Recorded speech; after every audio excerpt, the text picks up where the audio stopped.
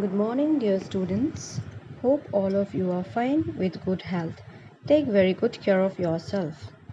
In our previous class, we have learned about the external body parts and head.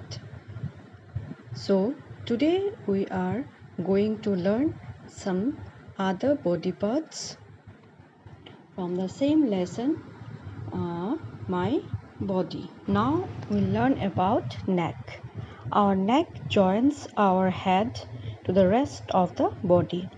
It helps our head to move upwards, downwards, left and right.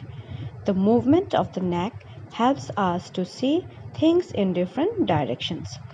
So, neck joins our head to the rest of our body, and it also helps our head to move upwards, downwards, right, and left.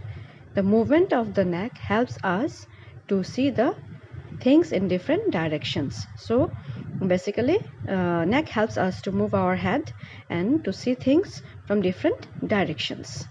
Next is chest and abdomen. Our chest and abdomen forms parts of our torso. About torso we have learned in our previous class. Important organs such as the lungs and the hearts are located inside our chest. The lungs and hearts are basically the internal organs which we cannot see from the outside. Our rib cage protects them. Rib cage, a rib cage helps to protect our hearts and lungs, and it is made up of bones. You can see the pictures in your assignment which I have given. The soft part below our rib cage is the abdomen. The abdomen contains many organs including the liver, the stomach and the intestine. Again, these are the internal organs such as liver, intestine. These are internal organs which you cannot see from the outside. Next one is limbs. Limbs are divided into upper and the lower parts. Our arms forms the upper limbs and our legs are lower limbs. So basically our hands, the upper parts of our hands are called upper limbs and the legs are called lower limbs. Next is arms. Arms are made up of parts such as the upper arm, the elbow, the forearm, the palm, the thumb, and other fingers. Our hand helps us to hold, lift, touch, or point at things. We use our hands for various activities such as eating, writing, painting, washing, bathing, playing, waving, and clapping. As you can see in the pictures, the upper arm, forearm, elbow, thumb, palm, and fingers.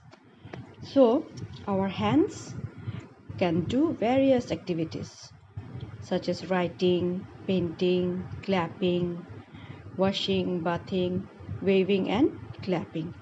And at the same time, our hand helps us to hold things, lift things, and touch or paint at things.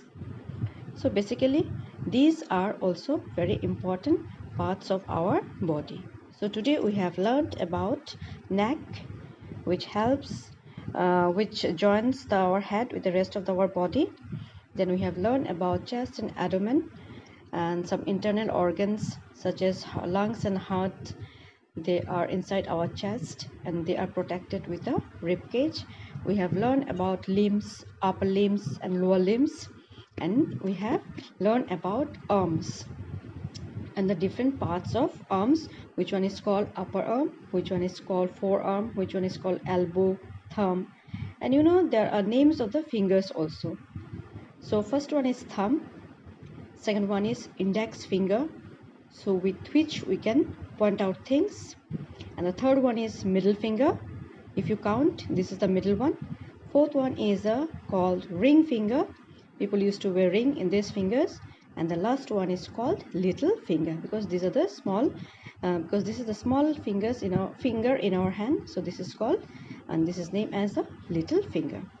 So dear children, go through these chapters, these points at home, and read aloud so that you can improve your reading skill. Okay, that's all for today. Take very good care of yourself. Stay home, stay safe. Thank you.